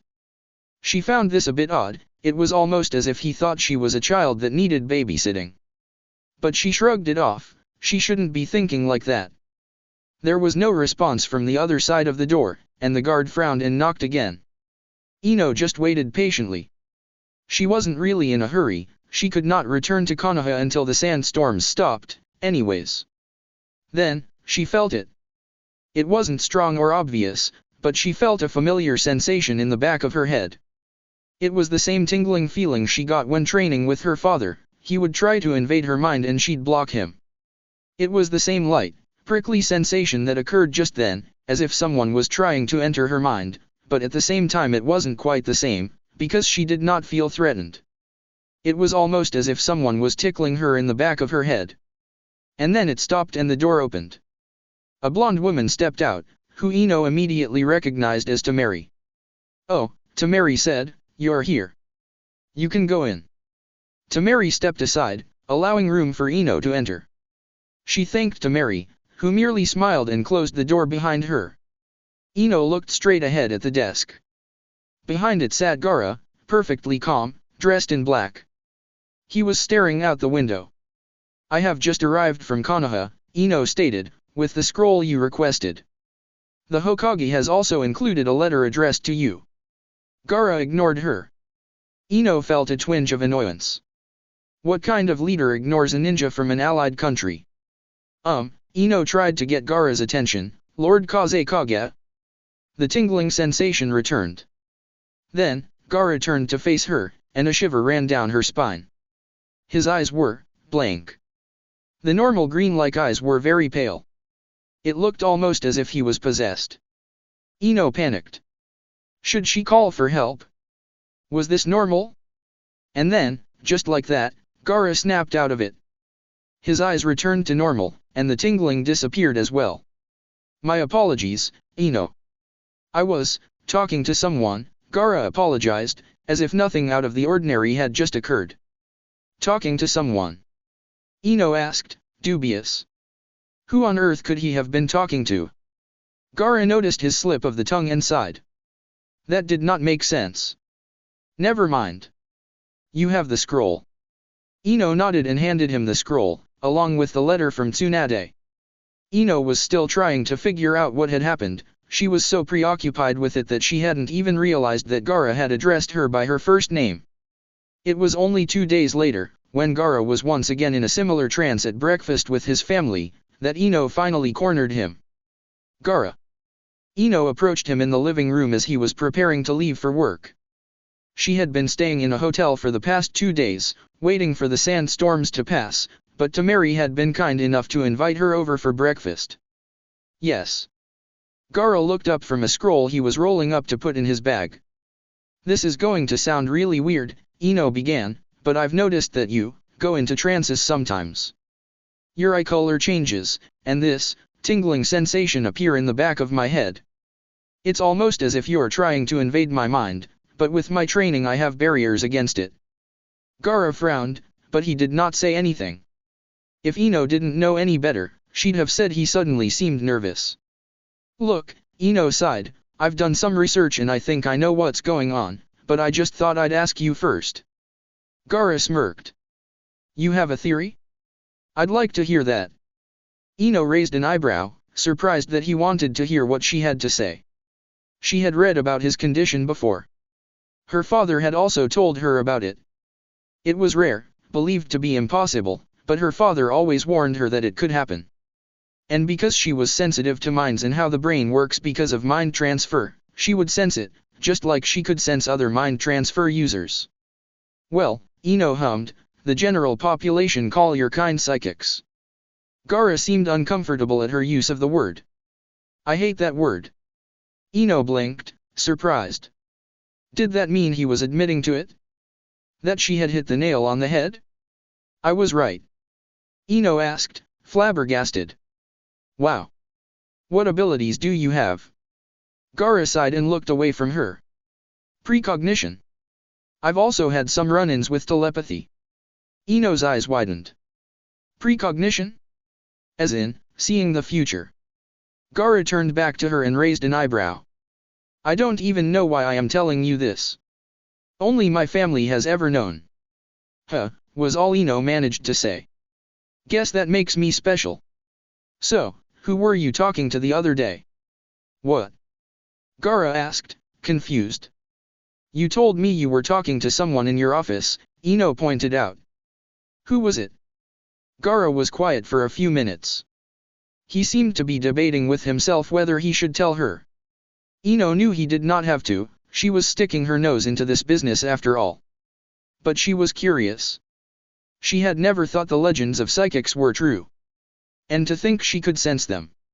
Finally, Gaara relented. Shikaku.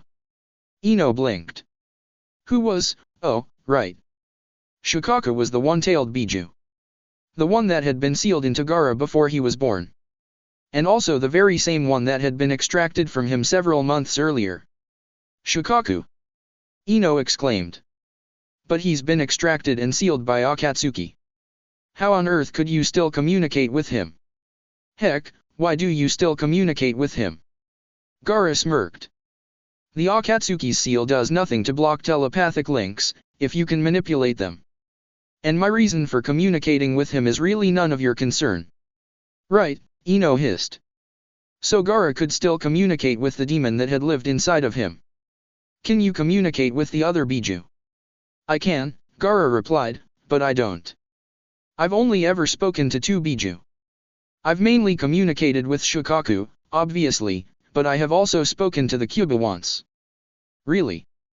Ino asked, amazed. She knew the Kyuubi was under Konoha's control, but she was still not certain who it had been sealed into. She had her theories though, much like the rest of the Konoha 11 did. She could still remember discussing it with Shikamaru. He was convinced that Naruto was the host, and she had constantly told him it was impossible.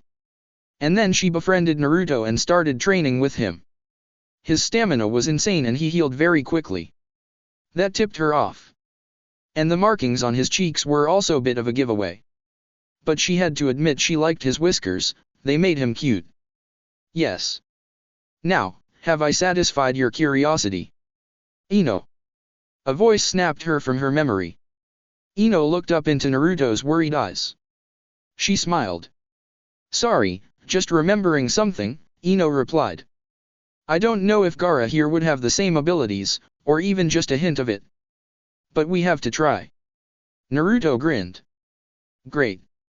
I'll go ask Granny Tsunade if we can leave for Suna right away. Ino blinked. What, right now? Yeah, why not? Oh, Ino trailed off. Truthfully, she wasn't allowed outside of the village. Tsunade had banned her from missions and leaving the village when she first arrived, and that has not changed. She wasn't sure if the old woman was going to allow her to leave after she broke her promise to keep her identity a secret. Just then Sai materialized next to their table, nearly scaring Ino out of her wits. She stared at him, surprised once she calmed down. He looked so young, but it was good to know that he was part of Team 7. He was a good friend to Naruto, even in her dimension. Naruto trusted Sai with his life and had even appointed him Umbu commander because of it. Naruto, the Hokage has summoned us, Sai stated. Really? I was just going to head there. Do we have a mission? Naruto asked. I don't know, Sai said. Bugger, Naruto sighed. And here I was ready to go to Suna with Ino. Never mind. It will have to wait. Ino smiled weakly. No, Naruto. You go. I'll be okay on my own. You sure? Naruto asked. Yes. Now go before Tsunade gets annoyed, Ino said. Naruto nodded and disappeared with Sai. It was past 8 and Ino had still not returned home. After Naruto left with Sai, she had ordered more tea and continued to think of the issue at hand. Asking for Gaara's assistance was smart, but what if he didn't have the same abilities, even on a minor scale? She would never get access to her notebook, which would mean she would have to find the answer somewhere else. But Naruto was right, they had to try. It was a bit late to report to the Hokage, but Ino knew Tsunade would still be in her office. She needed to get to Suna, and soon. And she had to convince the Hokage to allow her to go as soon as possible as well. So, after paying the bill, Ino gathered her things and headed for the Hokage tower. As she was walking, she got a sudden odd feeling in her gut. She stopped walking and furrowed her brows. Something was wrong and her gut was telling her to turn left. Why, she did not know, because the Hokage tower was straight ahead. But the feeling nagged her and before she knew it, Ino had turned left. She walked for a short while until she passed a familiar face. And it suddenly felt like she was forgetting something important. Shikamaru? Ino asked, surprised. Her friend looked solemn, his hands tucked in his pockets. He was heading in the opposite direction, but he stopped when he heard her voice. Hi, Ino, he greeted. What's up? It's complicated. You're married to Naruto, right? In my dimension, yes, Ino replied. Where was Shikamaru going with this? What happened after Itachi died? Shikamaru asked. Ino blinked, still not fully comprehending what Shikamaru was saying. And then it clicked and she felt her stomach drop. No. She muttered, tears forming in her eyes. Yeah, Shikamaru sighed, I had a feeling it was similar in your dimension. He's up ahead. Ino nodded and pushed past Shikamaru, her heart heavy. She had to get to Naruto as soon as possible. She had to be there for him, she had to comfort him, just like he had comforted her when Shuji died, even though it was a different Naruto that had done that. Ino, Shikamaru called out. Ino stopped and turned around, annoyed. She had to get to Naruto. Shikamaru sighed. Take care of him, okay? I've already talked to him, told him I know what it feels like, but he needs comfort now. I know, Ino whispered. She was already crying. I know. With a nod, Ino turned around again and dashed away into the darkness. She knew exactly where Naruto was. He would still be where Shikamaru left him, all alone on a bench. And as she ran, her limbs screaming to run faster, she continued to cry. She cried her heart out for Naruto. Because Jiraiya was dead. That's it for part 4. Thank you for watching and see you on the next video.